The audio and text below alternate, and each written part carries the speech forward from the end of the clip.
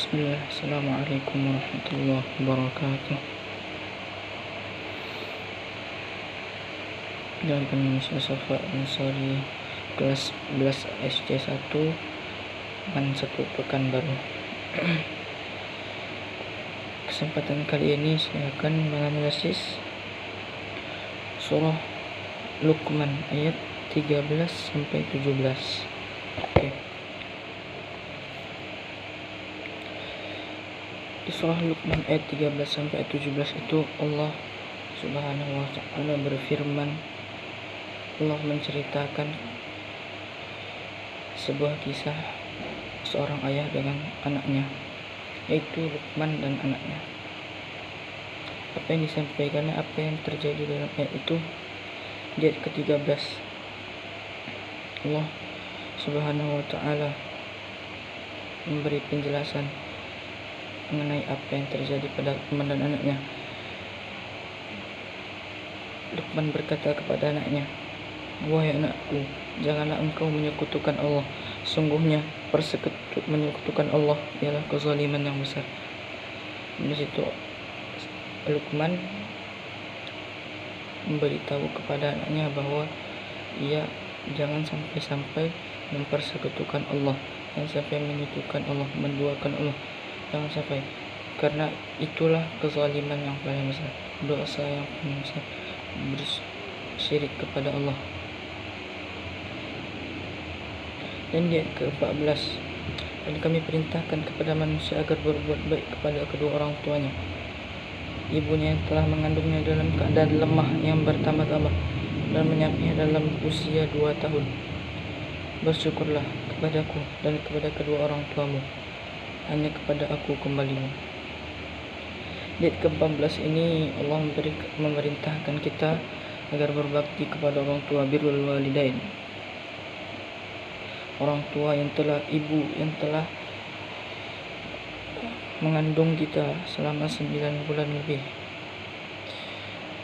dan telah melahirkan kita dalam keadaan yang lemah sehingga mempertaruhkan nyawanya sendiri demi anaknya. Dan seorang ayah yang berjuang mencari nafkah tak kenal lelah, banting tulang sana sini hanya untuk mencari nafkah untuk anak dan istri. Maka jangan sekali-kali kita durhaka kepada orang tua. Kita harus berbuat baik, senantiasa mendoakannya, senantiasa berbakti, jangan mencaci makinya dan memarahinya, apalagi membentaknya serta melawannya. Tidak boleh.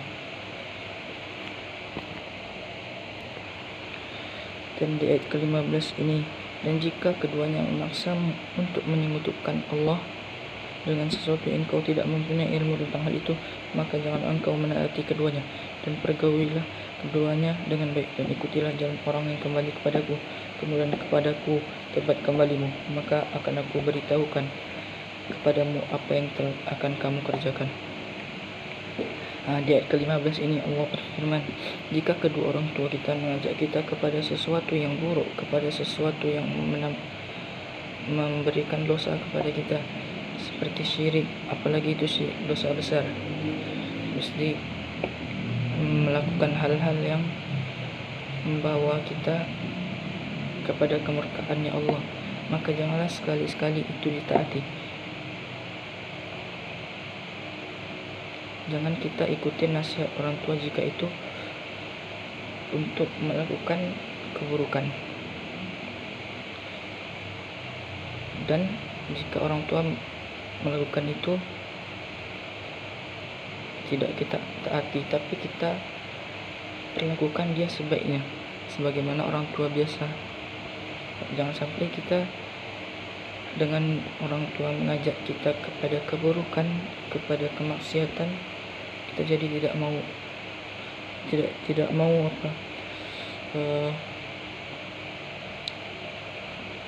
mau bergaul kepada orang tua kita dengan baik. Kita tidak menyayanginya, kita marah-marah jadinya. Itu tidak boleh. Apa solusinya? Solusinya di sini, kembalilah kepada Allah, niscaya Allah akan memberikanmu apa yang harus kamu kerjakan. Itu solusinya.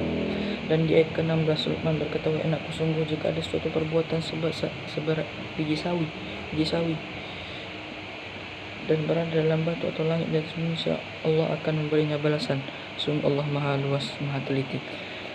Di ayat ke-17 ini Allah berfirman, sebesar apapun perbuatan yang kita lakukan, maupun itu perbuatan baik maupun itu perbuatan yang buruk, sebesar apapun dia, sekecil apapun dia, maupun sekecil-kecilnya biji sawi, itu akan dapat balasannya dari Allah. Maupun itu perbuatan buruk akan mendapatkan balasan yang buruk, dan perbuatan yang baik akan mendapatkan pembalasan yang baik juga. Dan di ayat ke-17, "Wahai anakku, laksanakanlah salat dan suruhlah manusia berbuat yang ma'ruf dan cegahlah mereka daripada yang mungkar, dan bersabarlah terhadap apa yang menimpamu. Sungguhnya demikian itu termasuk perkara yang penting." Ini Luqman berkata kepada anaknya lagi, dirikanlah sholat, laksanakanlah sholat. Sholat itu tiang agama, sangat penting. Jika sholatmu rusak, maka rusaklah seluruh amalan. Dan cegahlah mereka dari perbuatan yang mungkar. Apabila kita melihat seseorang melakukan kemungkaran, kita harus mencegahnya dengan cara yang pertama, dengan tangan kita. Bisa kita cegahnya dengan tangan kita. Jika tidak bisa juga, kita cegah dengan lisan kita.